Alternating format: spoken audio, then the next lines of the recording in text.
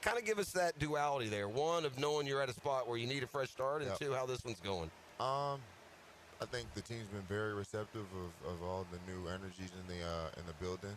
I think that's kind of propelled us into having a good start of the camp in terms of like learning and getting in the building, exciting every day, just to right our wrongs from last year, put stuff on tape, and be the team that we know we're capable of being. And I know it sounds kind of cliche, but that's really what it feels like out there when we're going in, day out so far. Just a little improvements and people happy to be out there. So I'm excited to see where we can take this, but I'm definitely happy with how it started. As a veteran, and you come into a training camp, and you've been through a few of them. Yeah. What is your approach to it? It's a marathon. That's what you teach us. The NFL is a marathon, not a sprint. We just got to get started. We want to stay healthy. We want to get through these first. How do you approach it as a veteran who's been through it? Definitely staying healthy. Understanding your body is definitely very important because you don't want to lose bodies in training camp for real. But you do have to be able to exert yourself to getting in shape and to get used to just being in the football field, and that's kind of, I won't say you're hurting, but you're going to be sore. You got to push through that just to get to that state where you're playing through all of that. So I understand the burst into the ball, and we don't have pads on, but as soon as you get pads on, you're going to be bumped and bruised and everything like that. So it's getting back used to that. But right now, I think just X's and O's and being in the right spot, and the communication's got to be on point. And I think we've done a great job of communication with it being a new defense so far. Just taking that into the next day in terms of now I can anticipate what to communicate to my boy, to my left or my right, and be able to play fast. I think we just got to be able to be in the right spot and playing fast. And then when the season comes, have the confidence that you instilled through training camp in order to play fast during the season. When you get a new coordinator, a new scheme, what's the most important / challenging part? Is it having a new system? Is it the play calling within that system on game day? Yeah. Is it personnel and getting the right personnel on the field? All of the above, maybe? It can vary. Yeah. It can vary depending on the coordinator. Really just trusting, his vision. I think that's going to be first and foremost. But then, he's got to get in his groove, understanding what his mindset is in play calls. But person to person, just really trusting the play call, and then trusting what you're supposed to be doing, play in, play out. I think that's really the hardest part of being a coordinator. Or let's say you're a veteran, you've had a whole bunch of coordinators, like understanding the verbiage. Yeah. Or understand, this call isn't like kind of equated to a call that you might have had in the past, but little details and stuff that you might have to unlearn and relearn. Give me that moment when, and every athlete does this in every sport, where the call comes in and you're out there and say, oh boy, this ain't gonna work. Every sport. Every side. Nah, what? Yeah, what? What's the question? Will the Foye Oluokun, our guest, will the defense to the fan look different than from a year ago? Like the way you line up, or just to the average fan, is it like, I'm watching the ball and let's go, It's the average fan. I don't know what's the average fan. That's a good question. I feel like defense look like defense to an average fan. Right. They don't know. Yeah, that's and that's a good answer. Yeah. That's why they have so many takes. I'm like, that doesn't make any sense. So do we, by the way. But no, if you like to a real defense, no one person, it's going to look completely different in terms of coverage. Okay. For sure. It's very much different. Rushes are relatively going to be this, not the same rushes. Obviously, a more coordinated rush plan. Mm-hmm. But it's going to look way different, to be honest with you. Okay. Just our disguises and stuff. Mm-hmm. Maybe more backers walked up sometimes. Maybe more 2 high shell versus 1 high shell. It's just a little bit more variability, I think that word is. Mm-hmm. That's good.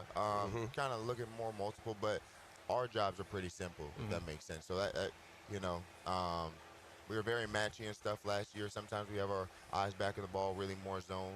But I think it's going to look different.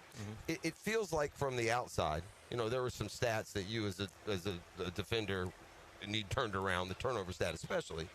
But it's not like there were wholesale changes personnel on the defensive side of the ball. Yeah. I mean, it feels like they came in, they looked at what they had, and they made the decision, not necessarily the talent that this stat is here or this one that we need to improve.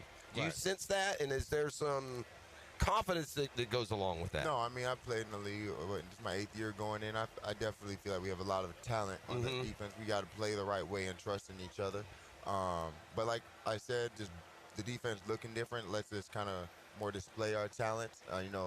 Kind of lets the game come to us instead of always searching for a play. Like, whatever play they run out, I already know where I'm supposed to be at. Now let me go play football from there. Yeah.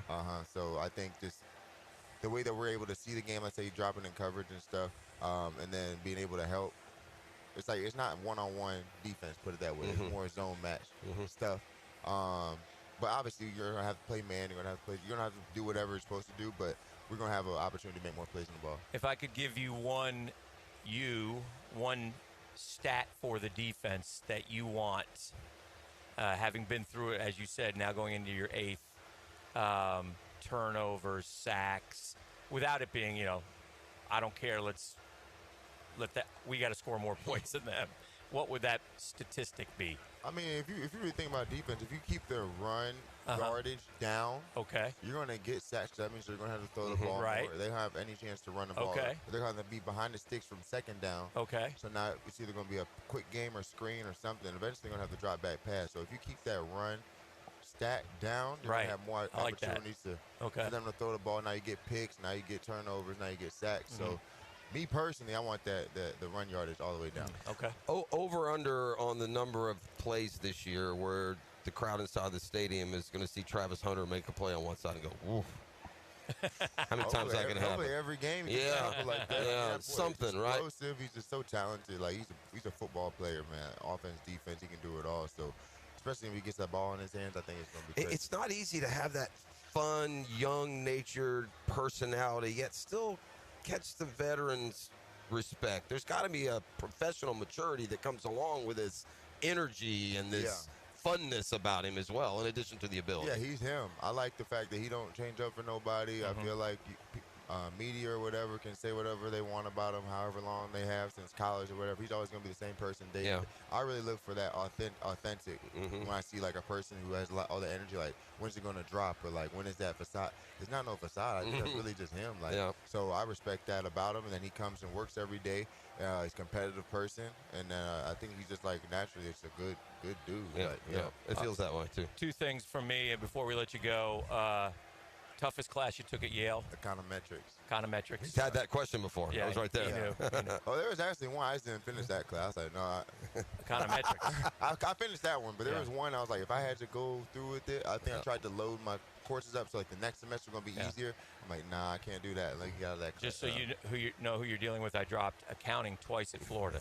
I dropped calculus, so I'm right there. I couldn't do it. And secondly, I know you're a huge college basketball fan. Yeah. I believe you're a Kentucky fan. Big Kentucky fan. So I was wondering how much props you want to give our Florida Gators for being national champions this year. I'm happy they did it when they did it.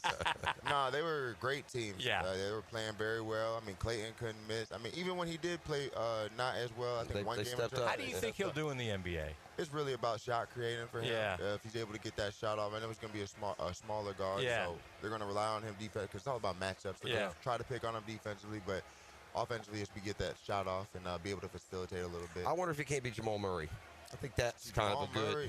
Does he not have that athleticism?